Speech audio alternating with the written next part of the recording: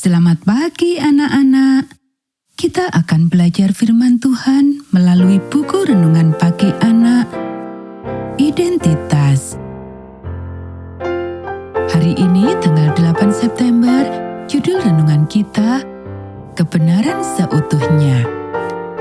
Mari kita awali dengan doa. Bapa di surga, kami akan belajar firman Tuhan. Tolong kami supaya kami dapat memahami firman Tuhan. Dalam nama Tuhan Yesus kami berdoa. Amin. Anak-anak, ayat inti renungan pagi kita hari ini diambil dari kitab Mazmur pasal 139 ayat 1-6.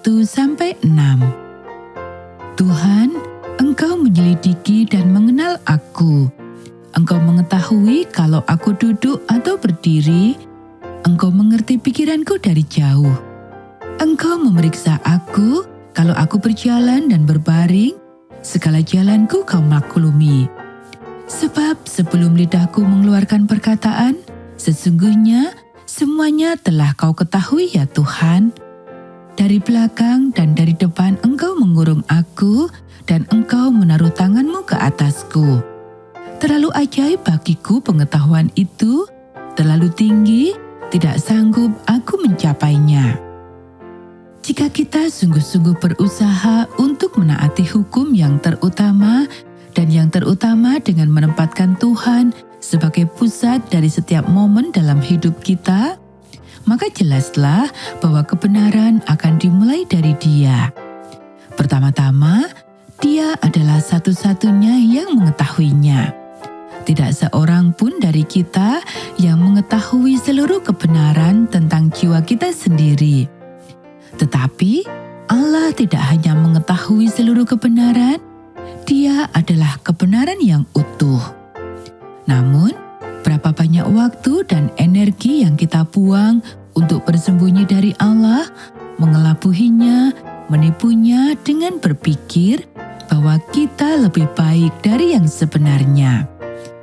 Adam dan Hawa bersembunyi, Musa lari ke padang gurun, Yunus melarikan diri ke laut. Saulus dari Tarsus mencoba bersembunyi dalam aktivitas yang konstan, mengejar para pengikut jalan yang baru dan mengganggu ini.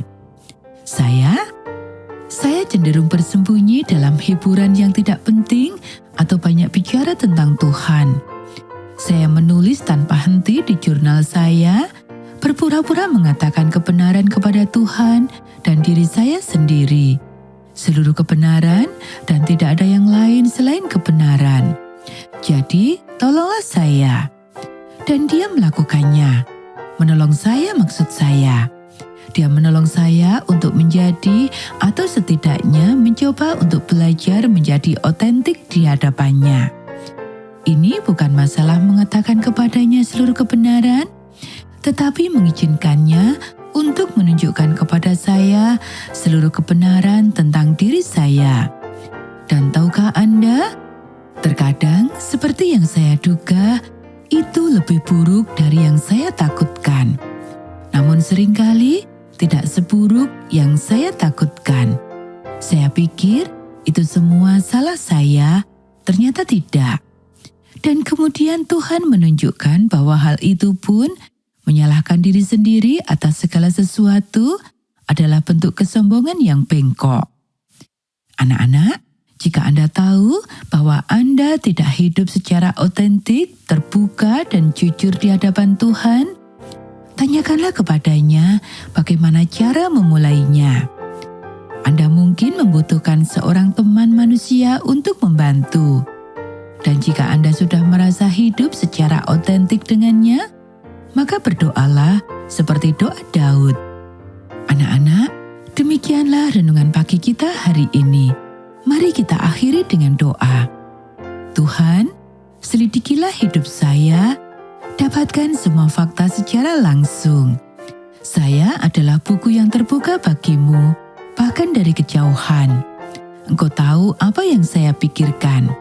Saya akui bahwa saya takut untuk mengetahui semua fakta itu secara langsung, tetapi saya ingin Engkau berada di tengah-tengahnya, dan jika ada kepalsuan yang menghalangi cahayamu untuk untuk mencapai sudut-sudut hati saya, maka saya ingin itu keluar. Tolonglah saya